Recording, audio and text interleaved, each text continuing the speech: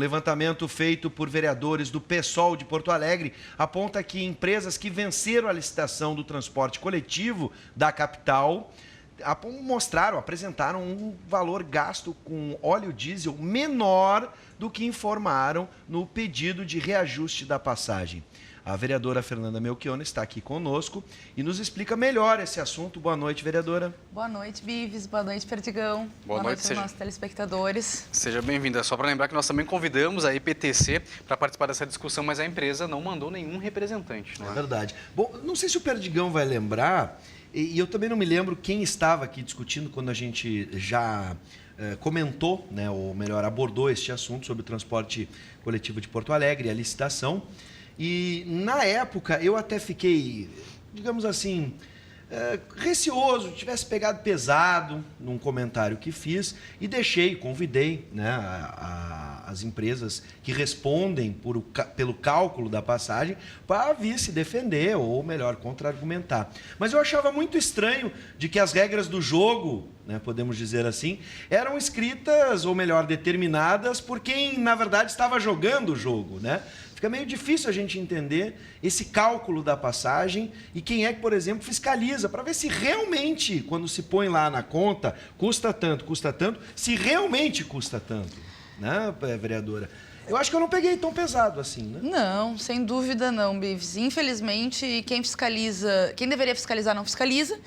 E quem fornece a cotação dos insumos é quem tem interesse de que os insumos sejam mais altos. Porque quem fornece, hoje em dia, os valores do óleo diesel, a partir de 2014, são as próprias empresas, né? Então, é a raposa cuidando do galinheiro, né? A raposa defendendo os interesses próprios. Naquele momento, eu já havia questionado no aumento tarifário que, das médias aplicadas pela média de mercado, todas as empresas privadas de Porto Alegre haviam apresentado um óleo diesel maior, que naquele momento a cotação era 2,53, os valores médios de mercado, e todas elas, na época da planilha tarifária, apresentaram 2,73, 2,69, só a Carris, que é a empresa pública, botou na média, que foi o que baixou um pouquinho, né? Agora, pensa bem, 2 elementos. Tem que ser aplicado o valor da distribuidora padrão. E quem tem que determinar é quem deve regular para que esse preço seja compatível com a realidade. Não é o que acontece em Porto Alegre. 2, a gente vê que, na verdade, existe um indício claro de sobretarifa, de sobrepreço, num insumo que impacta de 17% a 20% a tarifa que cada um dos porto-alegrenses está pagando nesse momento na nossa cidade. Né? Às vezes o pessoal pensa assim, mas que diferença faz 5, 6 centavos? Tem uma empresa que chegou a declarar uma diferença de 13 centavos entre os valores de fevereiro e agora o da licitação. Mas a gente vai entrar depois. Isso impacta muito a planilha que cada um de nós está pagando na cidade de Porto Alegre. Então, sim, é uma denúncia muito importante.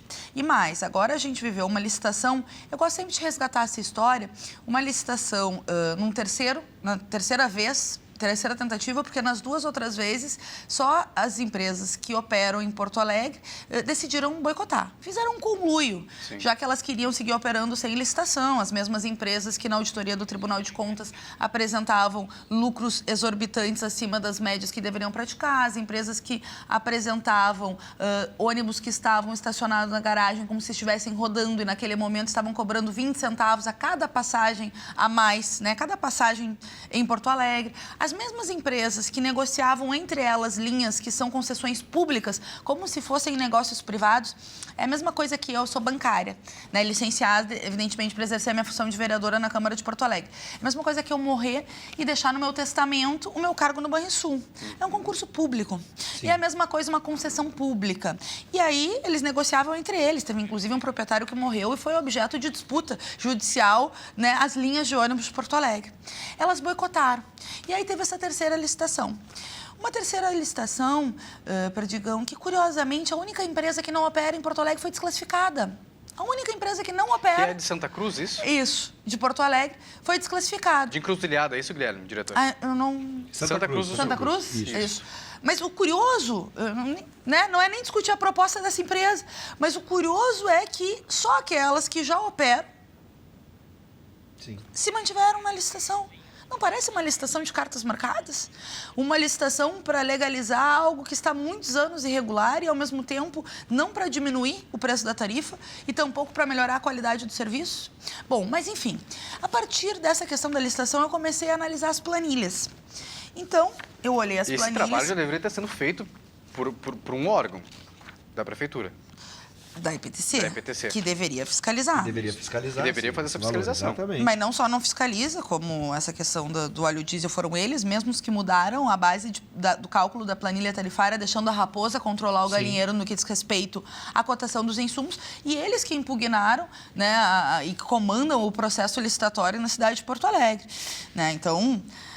como eu digo, lamentavelmente, muitas vezes o poder público parece o advogado das empresas e não alguém que está advogando em defesa dos interesses da nossa população, que é uma tarifa mais barata, que é mais ônibus. Gente, o que dá de atraso em função das poucas linhas disponíveis e também, né, a necessidade de ter mais trabalhadores, porque os rodoviários são muito sobrecarregados num trânsito cada vez mais caótico. Sim. Aliás, cheio de obras começadas por uma mesma prefeitura que não termina as obras, né? Enfim, né? Porque o trânsito em Porto Alegre está cada vez mais caótico. Mas eu peguei as planilhas da licitação e peguei as planilhas do aumento tarifário de 2015. A variação, por exemplo, da Belém Novo, uma das empresas de ônibus, apresentou lá em fevereiro R$ 2,61 o valor do óleo diesel S10, que é o óleo diesel usado nos ônibus. A Sopal apresentou R$ 2,63. A Sudeste apresentou 2,63. A Sopal, 2,73. E agora, na licitação, através dos seus consórcios, todas apresentaram o preço do óleo diesel mais barato. Para quem acha, só um detalhe, para quem, como tu disseste, está nos ouvindo ou nos assistindo agora e acha que é pouca coisa, 10 centavos, imagine o volume de óleo diesel que é, né, utilizado para a circulação de uma frota de ônibus diariamente. São muitos mil litros, né, que são consumidos de óleo diesel mensalmente. Nem tem como a gente tentar fazer essa cotação. E mais, isso impacta, repito, em até 20% a tarifa. Porque o que acontece? As empresas lá na planilha tarifária, sim, cada uma apresenta a sua cotação. Aí soma o valor da cotação de todas elas e divide pelo número delas, que dá a tal da média ponderada. Então, se a média ponderada está baseada em valores acima dos valores de mercado, como estavam acima dos valores preços médios de mercado já naquela época, significa que quem está pagando tarifa está pagando uma tarifa mais cara do que deveria pagar. Uma tarifa assim, subfaturada. Uma tarifa com preços, né, superfaturados. Sim. Aí eu fui analisar na licitação e eles declaram valores menores. O que não é lógico também em tempos de crise econômica, em tempos de aumento do combustível, em tempos, né, que a gente está vendo que tudo aumentou, o custo médio de vida aumentou, justamente no processo licitatório. Então, o que nós fizemos? Apresentamos denúncia, né, no Ministério Público de Contas, ao Procurador-Geral, Dr. Geraldo da Camino, que, inclusive, a partir de uma inspeção especial lá em 2011, e junto com o Tribunal de Contas do Estado, realizaram uma auditoria que comprovou todas aquelas bandeleiras, lucros indevidos, frota reserva, indício de superfaturamento também no diesel, nos pneus, no valor do chassi, e combinado com a mobilização da juventude em 2013 e a nossa ação jurídica e política, minha e do então vereador e agora deputado Pedro Ruas, nós conseguimos pela primeira vez da história reduzir a tarifa de ônibus na cidade de Porto Alegre.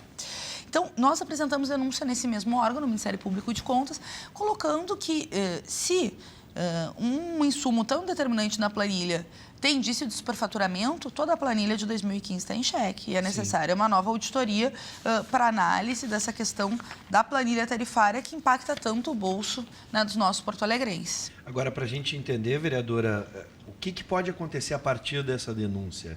Tem chance de, desculpa a expressão, mas de melar a licitação? O que pode acontecer a partir de agora? Olha, a denúncia se refere à planilha tarifária. Sim. Tem outros elementos, como, por exemplo, a questão, né, da cotação dos insumos geral, que precisam ser auditados. Então, nós estamos sugerindo ao Tribunal de Contas uma nova auditoria para viabilizar a possibilidade de redução dessa planilha tarifária, né?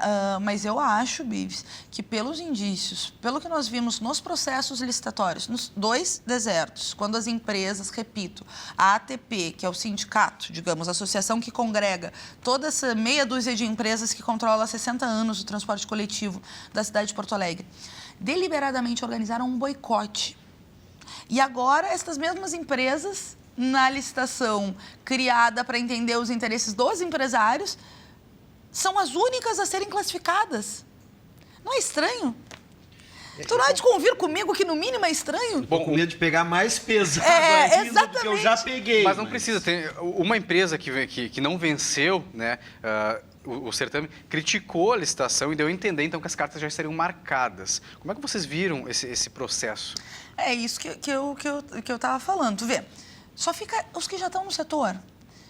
Porque a licitação é por lotes. Só uma empresa... apresentou, uma empresa que não opera em Porto Alegre apresentou a proposta para esses lotes. E vocês sabem que eu defendo o transporte 100% público. A minha ideia de transporte é um transporte público, é Carris, né, ampliação da Carris. Agora, se tem uma licitação, ela tem que ser republicana e não uma licitação de cartas marcadas.